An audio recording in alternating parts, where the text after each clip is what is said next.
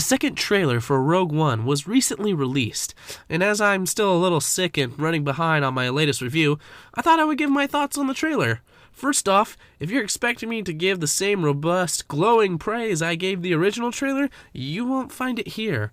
This was a very good trailer, and it's Star Wars, so let's get into it and judge it upon its own merits. First thing I would like to mention is we get to see more beautiful and powerful landscape shots. They are definitely featured throughout this trailer, but there is a completely different vibe to the second trailer.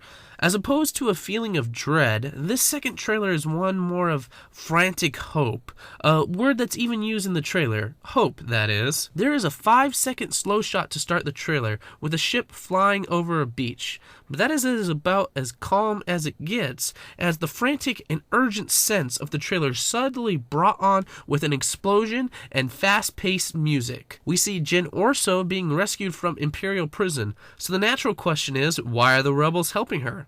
We find out very quickly that as opposed to the mystery surrounding Jyn Erso in the first trailer, there is a very logical reason for her meeting the rebel leadership and being set on this mission. Her father is critical to the development of the Death Star. Immediately, the personal stakes are raised because Jyn wants to rescue her father because she doesn't think he is evil, as we obviously see from a flashback between Jyn and her father later on in the trailer. The trailer also seems to indicate that Donnie Yen's and Jing Wen's characters have already joined Jyn and Cassian Andor before they go on this mission to retrieve or rescue Jin's father.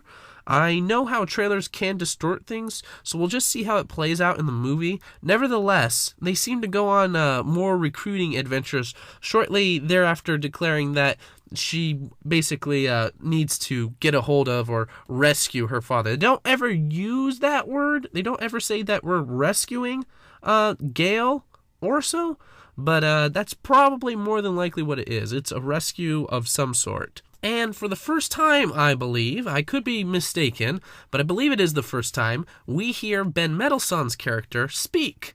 And while Vader may be the spectral baddie in the shadows that everyone kind of cheers and roots for and hopes will be the baddie, it seems that Orson Krennic is the real deal villain of Rogue One, and I can't wait to see his performance. We see some real panic from the rebel leadership as they exclaim what hope do they have when they see the Death Star for the first time. Also, it appears that Imperials, at least in one point in this movie, appear to wipe the floor with rebel forces, and then immediately after that, we get the flashback scene I was referring to earlier. The music goes softer while Mads Mikkelsen's character tells his daughter, Jyn, that whatever he does it to protect her.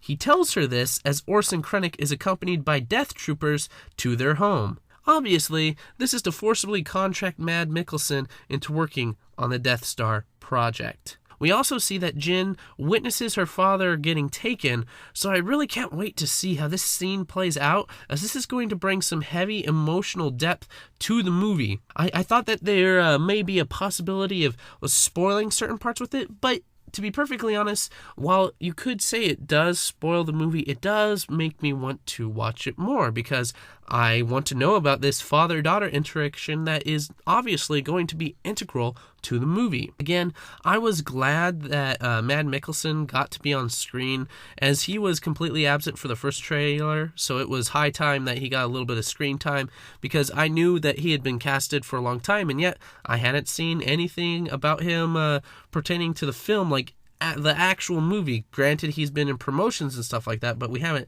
seen him in the trailer so far, so it was really good to see him. After the flashback scene, we see the Lucasfilm logo, and immediately the music returns back to its frantic pace as Jyn reminds the doubtful rebels that they have hope. Rebellions are built on hope. We also see that time has not been kind to Saw Gerrera, as both of his feet seem to be robotic replacements.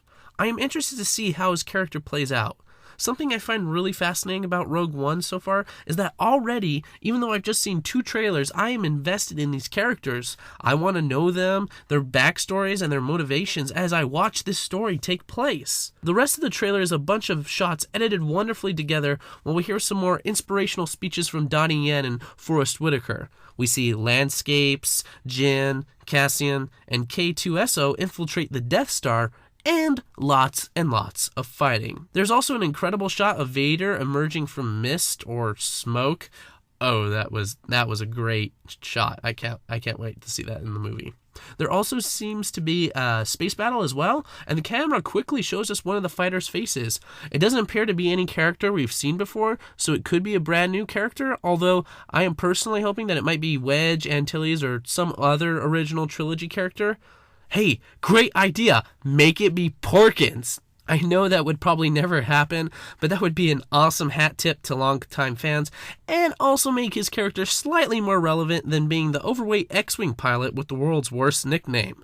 On one note, like Mikkelsen, it was good to see Riz Ahmed's character get some more screen time, as he was barely shown in the first trailer, but it appears that he's going to be quite crucial in the mission to get the Death Star plans. I really liked the second trailer. It didn't quite have the same gravitas of the first trailer, and while I did like the tone of this new trailer, it didn't impact me like the first one did. It does make me wonder if the movie is going to be a mixture of dread and frantic hope, and if Gareth Edwards can pull it off, this should be one heck of a thrill ride. I can't believe it is only 2 months till this movie releases, and I hope that it is good, and if it is, that bodes well for the rest of these anthology movies, and it will do quite a bit to remove the doubt that some of us had about these movies.